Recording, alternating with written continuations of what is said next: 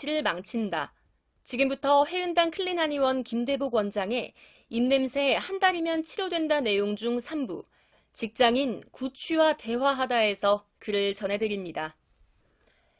입만 열면 인기를 끄는 사람이 있습니다. 논리, 유머, 감성 언어를 구사하는 사람인데요. 반면 입만 열면 손해보는 사람도 있죠. 주제에 맞지 않는 이야기, 비논리적 전개, 비감성적 호소 등을 하는 유형입니다. 그런데 화술의 달인도, 언어의 마법사도, 소통의 귀재도 단 한 번에 침몰되는 경우가 있습니다. 구취, 즉 입냄새가 나는 경우입니다. 말로 흥하는 사람이 조심할 게 있습니다. 대화나 강연 중에 입냄새인데요. 말을 많이 하는 사람은 입안이 마를 가능성이 높습니다. 침이 고여야 발성이 좋고 구강의 냄새도 사라집니다. 그런데 강사, 교사, 상담원 등 말로 사는 사람은 입이 쉴 시간이 적습니다. 또 사람 앞에 서고 설득을 하고 좋은 평가를 받아야 하는 부담감에 삽니다. 스트레스를 달고 살기에 입안이 건조할 가능성이 높습니다. 특히 알레르기 비염 등이 있다면 더욱 부담스러울 수 있습니다. 인기 인문학 강사 K씨는 구취 때문에 강의를 맡지 못한 경험이 있습니다. K씨는 한 단체로부터 강의 의뢰를 받았는데요. 대상은 기업과 대학을 연계한 최고위 과정이었고 강사비도 넉넉했습니다. 그런데 강연 전 사전 미팅을 위해 담당자들과 만난 게 화근이었습니다. 작은 테이블을 두고 앉아서 교육 실무자와 강의 주제, 진행 방향, 주안점 등을 논의했습니다.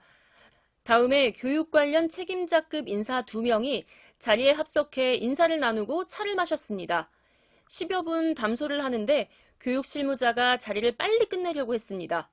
눈치 구단인 K씨는 직전부터 이상한 낌새를 챘습니다. K씨가 말을 할 때 교육 책임자가 고개를 살짝 돌리는 겁니다. K씨가 헛기침을 할 때도 마찬가지였죠. 그는 내 몸에서 냄새가 나는가? 라고 불안감에 사로잡혔습니다. 자리가 파한 뒤 K씨는 교육 실무자에게 물었습니다. 혹시 제 몸에서 악취가 나나요? 실무자는 조심스럽게 답했습니다. 말씀 때 약하지만 입냄새가 있어요. 그런데 모든 사람이 다 나는 정도니까 신경 쓰지 마세요. K씨는 충격을 받았습니다. 자신은 입냄새를 전혀 의식하지 못했습니다. 최근 알레르기 비염으로 신경이 쓰였지만 구취는 생각하지 못했습니다. 그는 대중 강의 때는 청중과 거리가 있어 입냄새를 의식하지 못했습니다. 그러나 밀폐된 공간에서 교육 실무자와 대화를 할 때는 상대가 입냄새로 곤혹스러워했던 겁니다. 충격을 받은 그는 강의를 포기했습니다. 다른 이유를 댔지만 속내는 구취 불안감이었습니다. K씨를 진료한 결과 후비루 증후군이었습니다.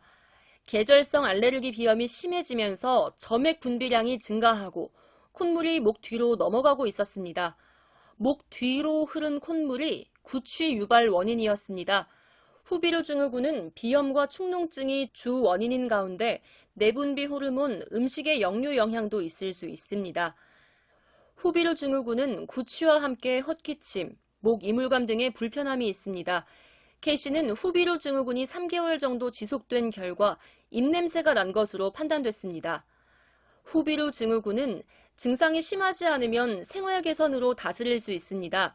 실내 온도와 습도를 쾌적하게 유지하고 먼지가 많은 곳, 공기가 탁한 곳, 건조한 곳을 피합니다. 또 물을 자주 마시고 생리식염수로 코를 세척하면 좋습니다.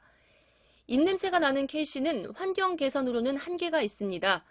계절성 비염을 근본적으로 막을 몸의 면역력 강화 치료를 했습니다. 기본 치료에 더해 10가지의 약재를 달인 비염고와 청비수, 통비수를 활용해 코 점막 내 부종과 염증, 노폐물을 제거했습니다. 또 효소와 곡류를 발효시켜 만든 한약으로 해독과 정혈을 했습니다. 그 결과 2개월 만에 후비루 증후군이 잡혔고 자연스럽게 구취도 사라졌습니다. 입냄새에서 자유로워진 그는 다시 자신있게 강의를 합니다. 말로 흥하는 사람, 입만 열면 호감 가는 사람으로 돌아왔습니다.